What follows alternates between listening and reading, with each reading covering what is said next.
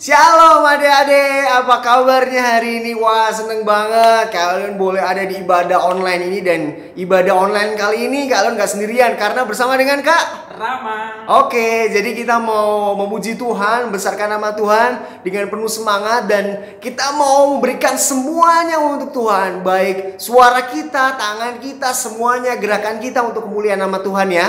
Tapi sebelum kita masuk ke pujian dan penyembahan, kita mau berdoa terlebih dahulu ya. Yuk kita sama-sama lipat tangannya, kita mau satukan hati, kita mau berdoa. Tuhan Yesus yang baik, kami bersyukur karena hari ini kami boleh melaksanakan ibadah online Tuhan. Dan kami percaya Tuhan, di tengah-tengah persekutuan kami Engkau hadir. Oleh sebab itu Tuhan, berkenan atas kehidupan kami, untuk kami boleh menyembah dan memuji nama-Mu Tuhan. Inilah yang menjadi doa dan kerinduan kami. Hanya dalam nama Tuhan Yesus, semua yang percaya dan mengasihi Tuhan berkata, amin. Yeay. Pujian yang pertama berbicara ketidakmustahilan, karena Tuhan kita adalah Tuhan yang tidak terbatas oleh apapun. Jadi di dalam Tuhan kita pasti bisa melakukan segala perkara. Ayo Kak, mainkan.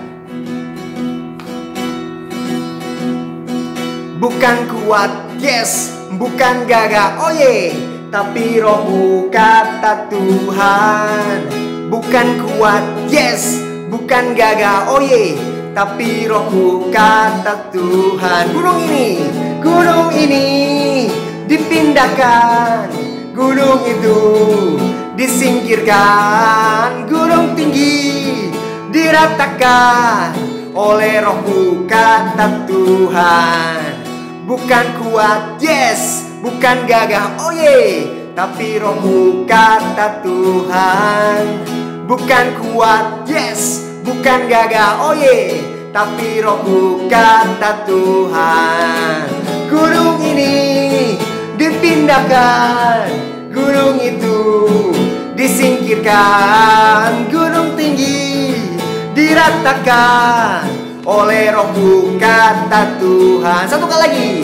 Bukan kuat, yes, bukan gagah, oh ye, tapi rohmu kata Tuhan. Bukan kuat, yes, bukan gagah, oh ye, tapi rohmu kata Tuhan. Gunung ini dipindahkan, gunung itu disingkirkan, gunung tinggi diratakan oleh rohku kata Tuhan. I want to be your friend, I want to be your friend a little bit more. I want to be your friend a little bit more. I want to be your friend a little bit more. Little bit more. I want to be your friend a little bit more. I want to be your friend a little bit more. I want to be your friend a little bit more. Little bit more. Sekali lagi. I want to be your friend a little bit more. I want to be your friend a little bit more. I want to be your friend a little bit more. Little bit more. Little bit more. Little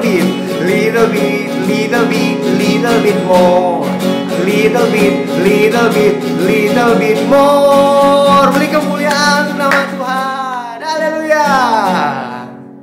Nah, kita mau mempersiapkan hati kita nih untuk kebenaran firman Tuhan boleh sampai dalam kehidupan kita. Kita mau mempersiapkan tanah hati kita yang terbaik untuk kemuliaan nama Tuhan.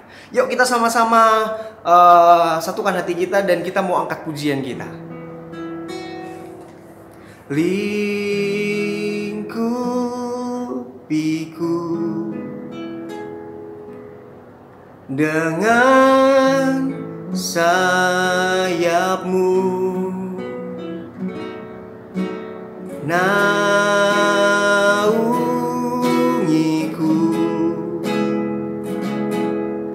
dengan kuasa-Mu. Lingkupiku, lingkupiku dengan sayapmu,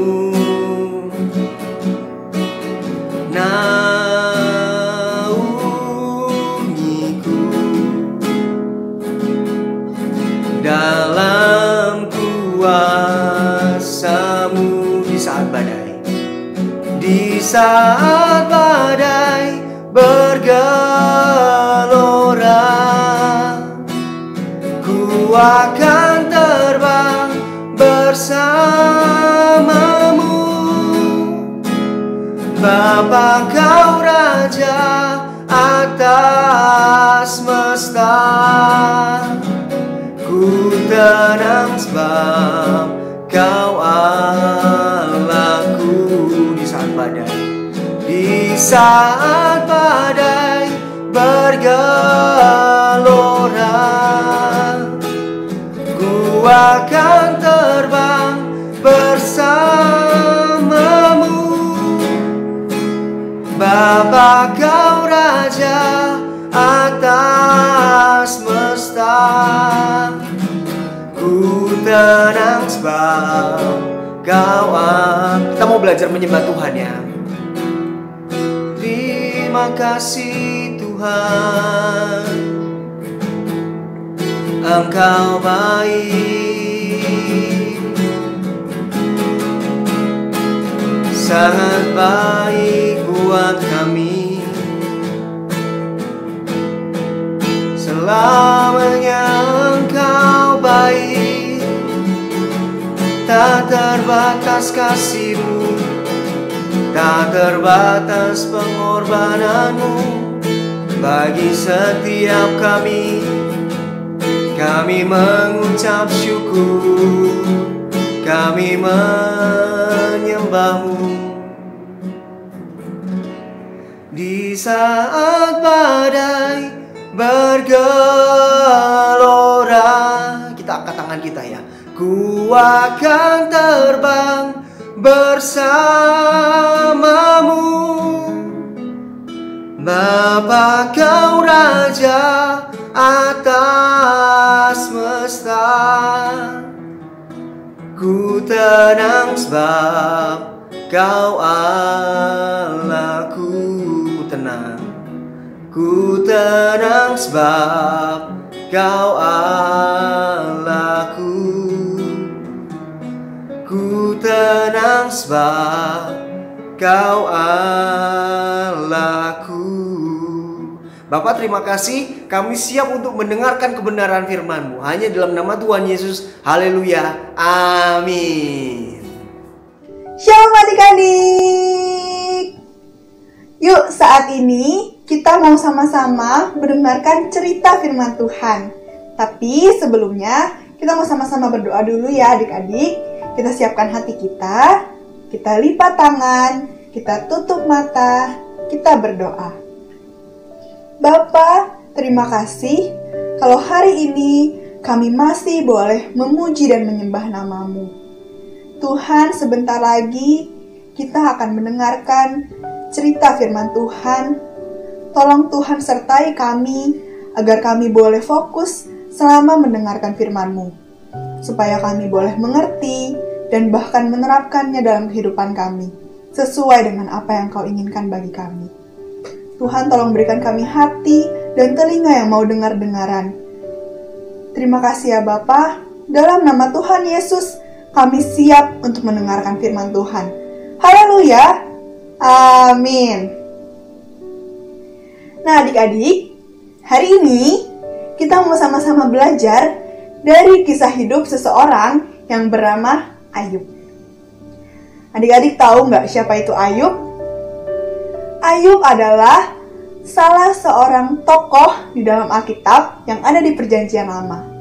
Ia dikenal karena ketaatannya yang begitu luar biasa kepada Tuhan. Nah, ketaatan seperti apa sih yang bisa kita pelajari dari seorang Ayub? Yuk, kita mau sama-sama dengerin cerita berikut ini. Ayub adalah seorang laki-laki yang tinggal di tanah Uz. Ia memiliki 7.000 ekor kambing domba, 3.000 ekor unta, 500 pasang lembu, dan 500 keledai betina. Selain itu, juga sangat banyak budak-budak yang bekerja untuknya. Oleh sebab itu, ia dianggap sebagai orang yang paling kaya dari semua orang yang tinggal di daerah timur. Ayub memiliki 7 orang anak laki-laki dan 3 orang anak perempuan. Ia adalah seorang yang saleh, jujur, takut akan Allah, dan menjauhi kejahatan. Ia juga sering mempersembahkan korban bakaran untuk dirinya dan keluarganya kepada Allah. Suatu hari, iblis ingin mencobai Ayub, karena iblis berpikir jika kekayaan, kenyamanan, dan keluarga Ayub diambil, maka ia akan mengutuki Allah. Allah pun mengizinkan iblis untuk mencobai Ayub dengan mengambil segala miliknya, asal iblis tidak boleh mencelakai diri Ayub.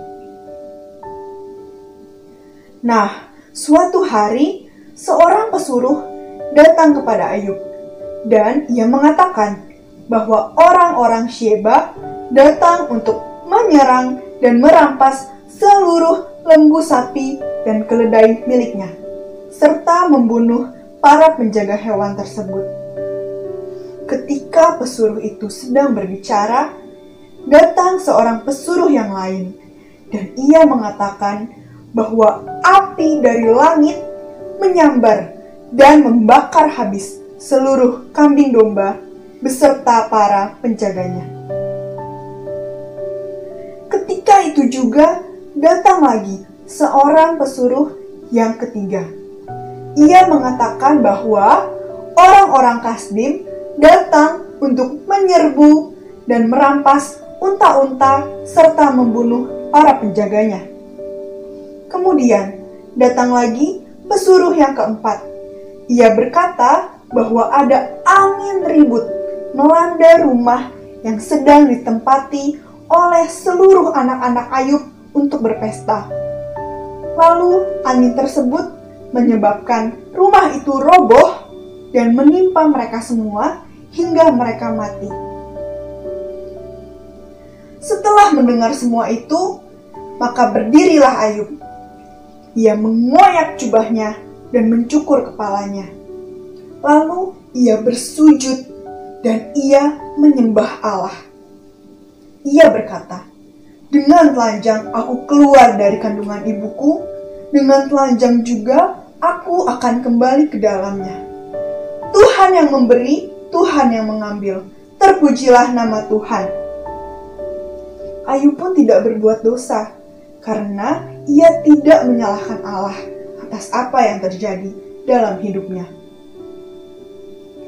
Kemudian Allah pun berkata kepada iblis bahwa Ayub tetap tekun dalam kesalehannya meskipun ia telah dicobai. Iblis pun berkata bahwa Ayub akan mengutuk Allah jika tubuhnya sendirilah yang dicelakai. Allah pun mengizinkan iblis untuk mencobai diri Ayub, asal jangan sampai mengambil nyawanya. Setelah itu, Ayub pun kembali dicobai. Ia ditimpa dengan bara yang busuk dari telapak kaki hingga ujung kepalanya, sehingga ia sampai harus mengambil beling untuk menggaruk badannya sambil duduk di tengah-tengah abu. Tetapi ia tetap tidak menyalahkan Tuhan. Istrinya pun kemudian menyuruh Ayub untuk mengutuki Allah dan mati.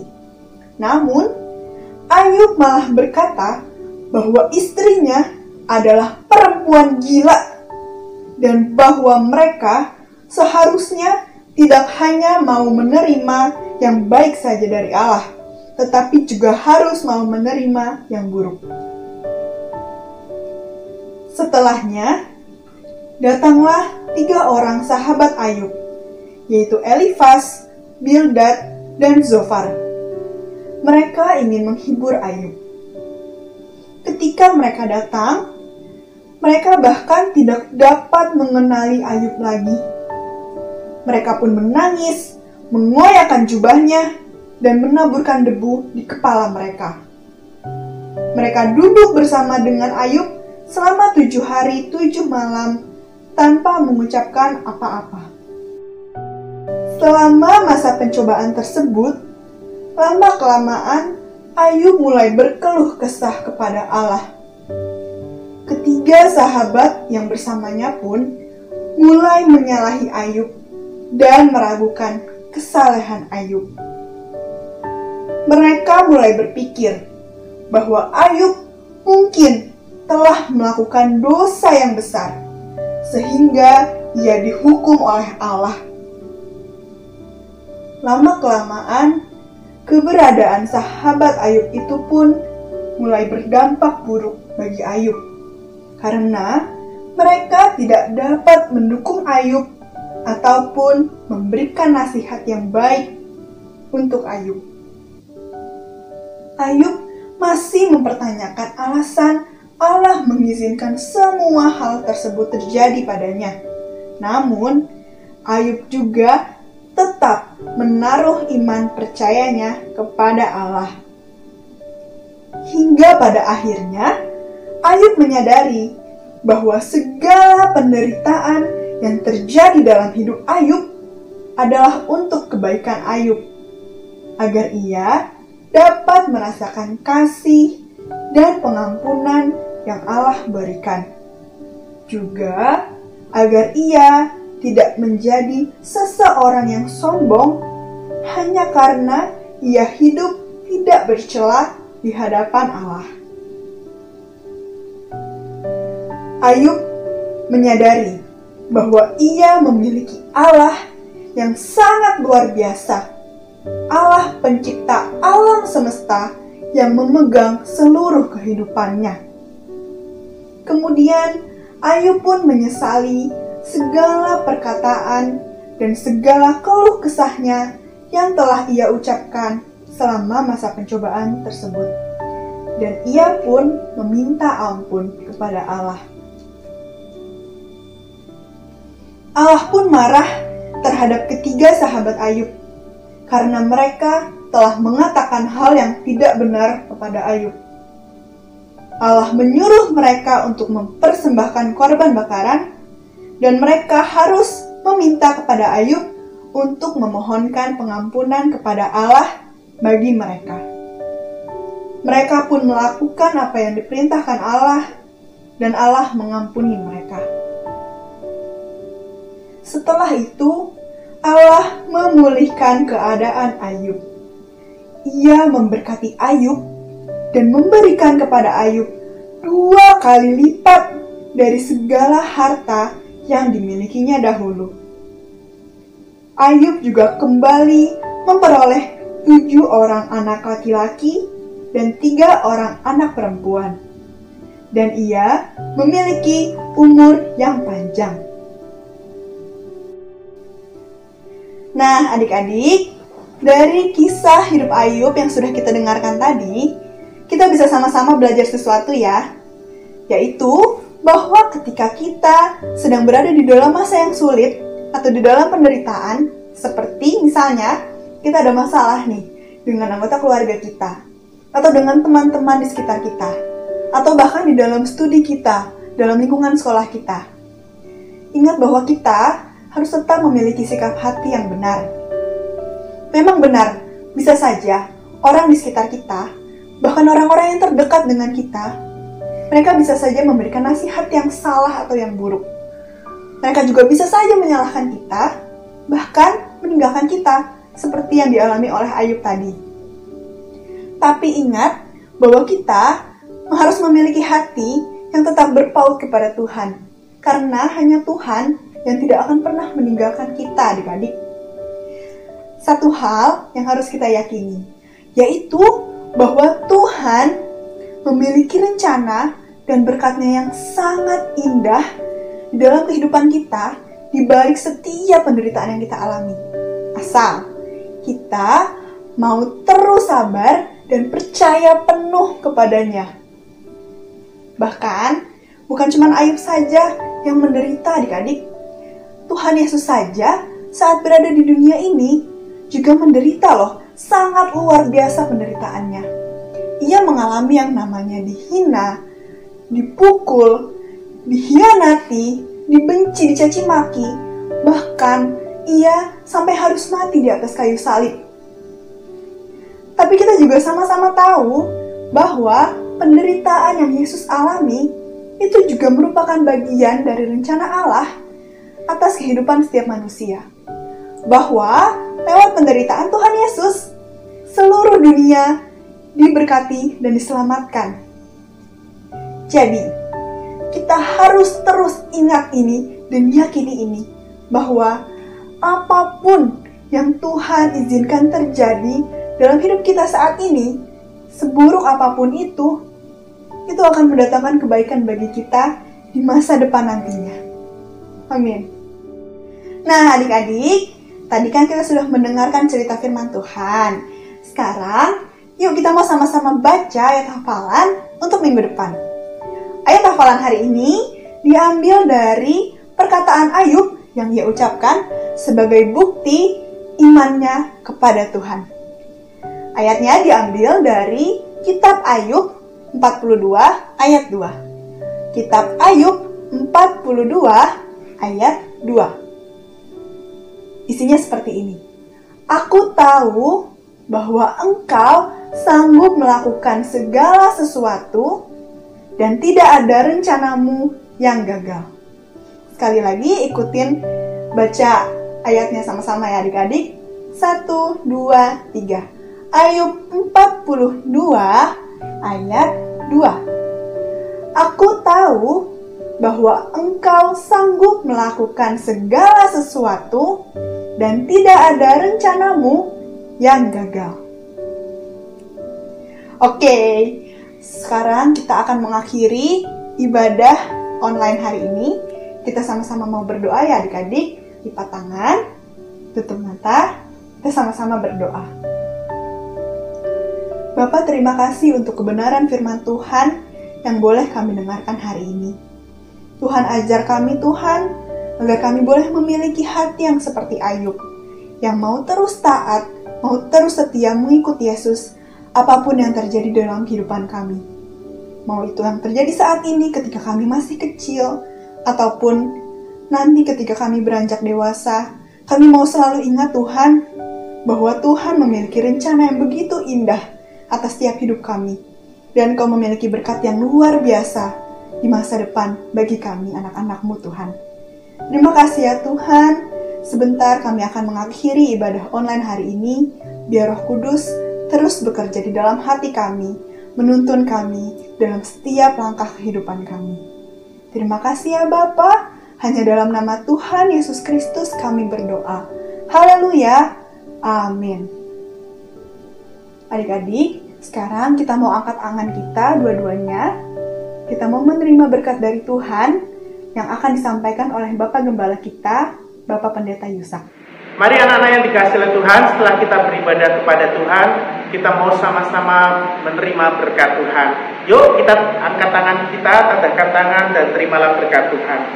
Karena itu anak-anak yang dikasihi oleh Tuhan, mari sekarang terimalah berkat, rahmat anugerah dari Allah Bapa kita, cinta kasih sayang penyertaan putranya Tuhan kita Yesus Kristus, dan persekutuan damai dengan Roh Kudus.